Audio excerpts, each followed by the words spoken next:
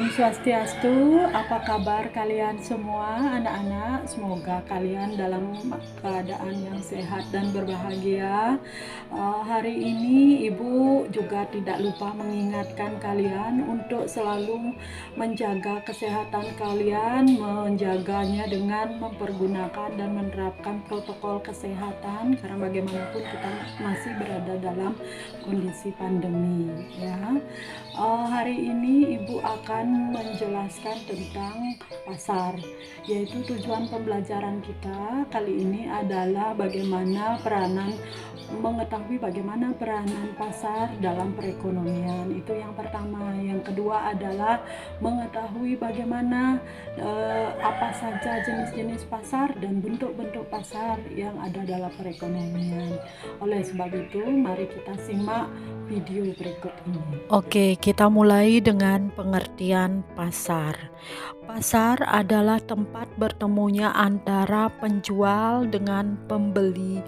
Dari uraian itu, maka bisa disimpulkan bisa dikatakan pasar adalah suatu mekanisme yang mempertemukan pembeli atau konsumen dengan penjual atau produsen, sehingga keduanya dapat berinteraksi untuk melakukan pembentukan atau kesepakatan harga. Jadi, pertemuan permintaan dan penawaran tidak hanya bisa dilakukan di pasar yang merupakan tempat, tetapi saya tegaskan juga di luar pasar, yaitu melalui alat komunikasi yang sudah biasa kita sekarang lakukan. Misalnya dengan melakukannya lewat telepon, kemudian bisa juga lewat surat, sosial media, atau aplikasi-aplikasi yang banyak tersedia seperti Shopee, ya, Lazada, Tokopedia, dan lain sebagainya.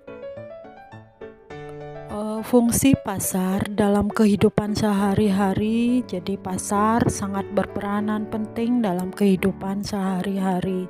Fungsi pasar diantaranya yaitu untuk membentuk atau terjadinya pembentukan nilai harga.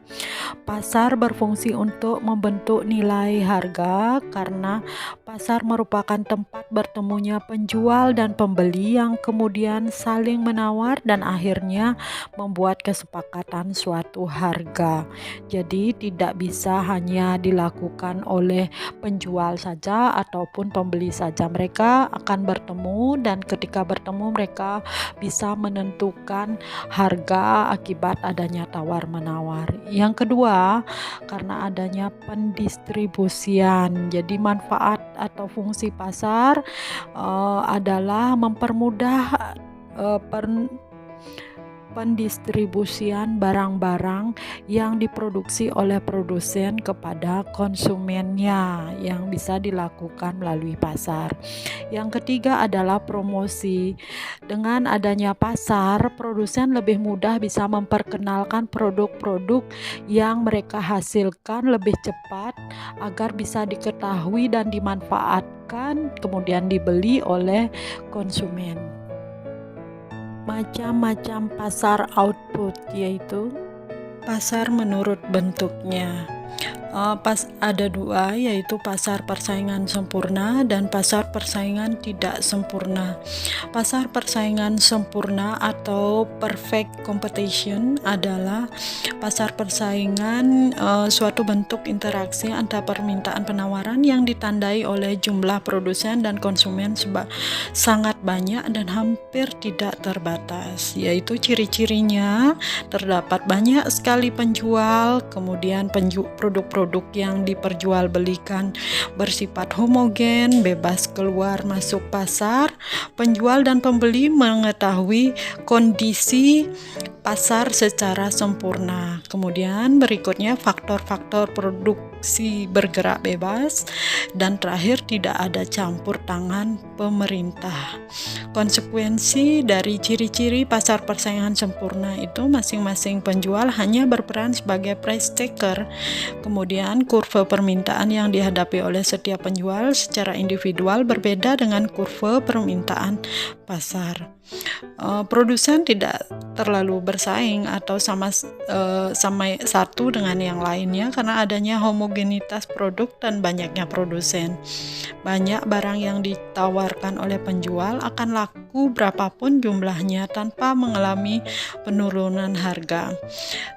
Kebaikan pasar persaingan sempurna diantaranya adalah pasar persaingan sempurna tidak tampak kegiatan saling menyaingi antara penjual dan pembeli antar penjual ya. Yang kedua, penjual tidak mungkin mengadakan persaingan harga dengan maksud merebut pasar karena harga pasar adalah suatu yang harus diterima oleh masing-masing produsen. Barang yang ditawarkan penjual akan laku berapapun jumlahnya tanpa mengalami penurunan harga. Tidak mungkin mengubah bentuk barang untuk merebut pasar karena adanya homogenitas barang. Informasi tentang pasar telah diketahui oleh saingan usaha dan usaha tidak menyaingi perusahaan lainnya juga tidak menghasilkan apa-apa karena jumlah saingan sangat tidak terbatas. Konsumen tidak perlu beradu tegang tentang tawar-menawar harga barang-barang yang ada di pasar karena tidak bisa dipengaruhi oleh siapapun.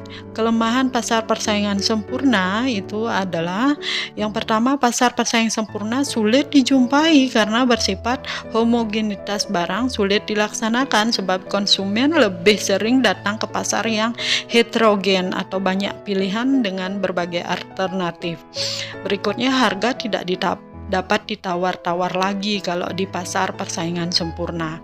Yang kedua, kelemahannya adalah adanya kemajuan ilmu pengetahuan dan teknologi dan informasi menyebabkan kemajuan dalam kualitas dan kuantitas serta jenis yang memaksa adanya persaingan produk antar produsen.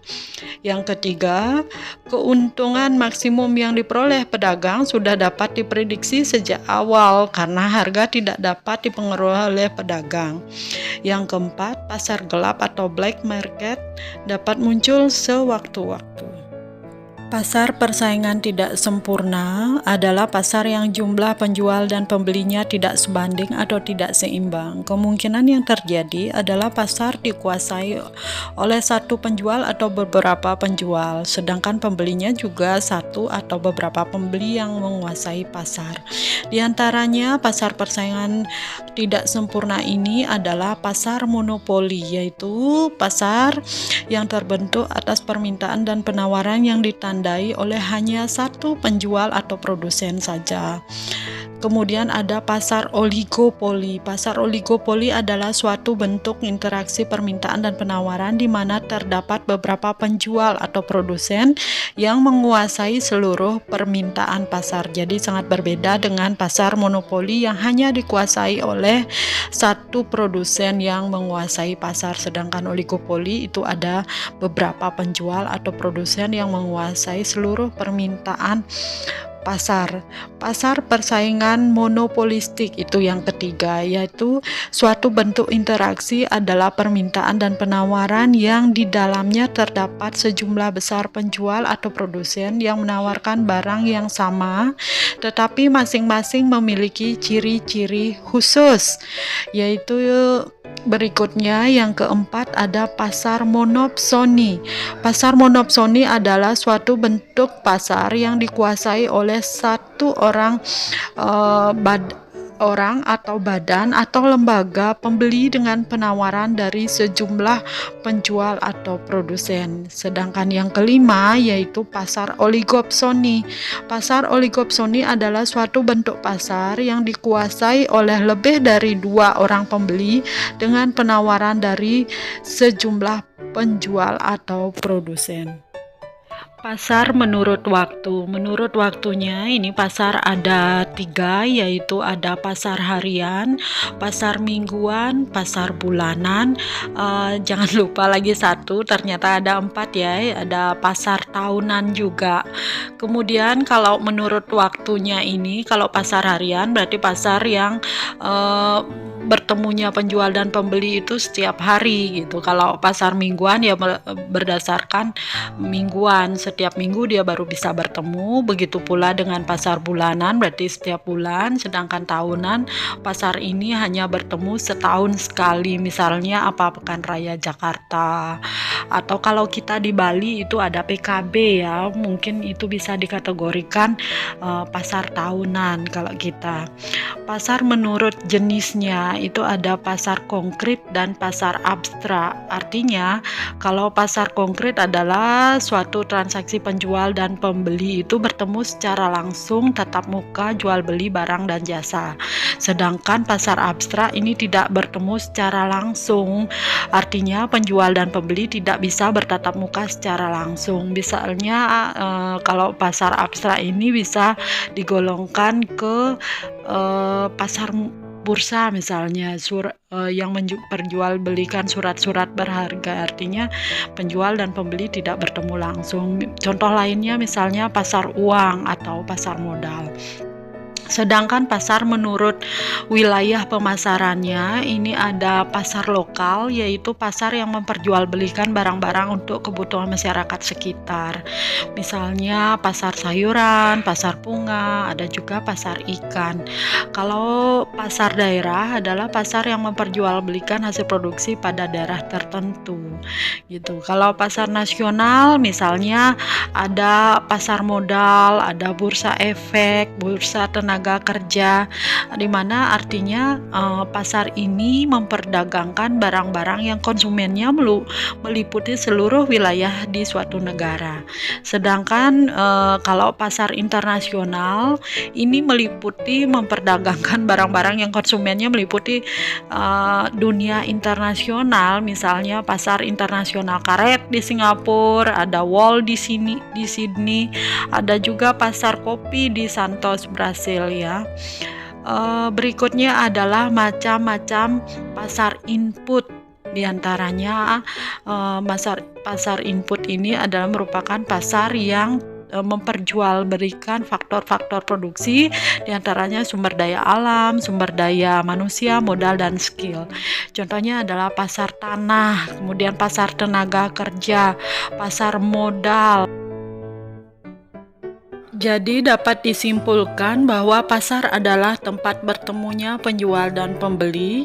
Lebih rinci lagi, menurut ilmu ekonomi, pasar adalah proses bertemunya permintaan dan penawaran untuk suatu barang atau jasa yang diperjualbelikan. Yang kedua, pasar memiliki beberapa fungsi dan bentuk. Selain itu, pasar juga dapat digolongkan menurut waktu, jenis, dan wilayah pemasarannya. Yang ketiga, selain untuk output barang dan jasa, terdapat pula pasar input untuk pasar faktor-faktor produksi seperti sumber daya alam, sumber daya manusia, dan modal. Yang keempat, pasar output adalah pasar yang memperjualbelikan produk atau barang dan jasa sebagai hasil produksi perusahaan. Yang kelima, pasar persaingan sempurna adalah suatu bentuk interaksi antara permintaan dan penawaran yang ditandai oleh jumlah produsen dan konsumen sangat banyak dan hampir tidak terbatas. Yang keenam, pasar persaingan tidak sempurna adalah pasar yang jumlah penjual dan pembeli tidak sebanding atau tidak seimbang. Yang ketujuh, monopoli adalah suatu bentuk interaksi antara permintaan dan penawaran yang ditandai hanya ada satu penjual atau produsen di pasar berhadapan dengan permintaan seluruh pembeli atau konsumen. Dan yang terakhir, tugas BPPM adalah memberikan pertimbangan-pertimbangan kepada Menteri Keuangan dalam menentukan kebijakan-kebijakan yang berkaitan dengan pasar modal. Demikian video pembelajaran Ibu hari ini. Semoga video ini bermanfaat untuk kalian, bisa membantu kalian belajar dengan baik di rumah ya. Jangan lupa untuk selalu menjaga kesehatan, gunakan protokol kesehatan selalu, karena bagaimanapun kesehatan adalah hal yang paling utama. Terima kasih, sampai jumpa di video pembelajaran berikutnya. Om Santi Santi Santi Om.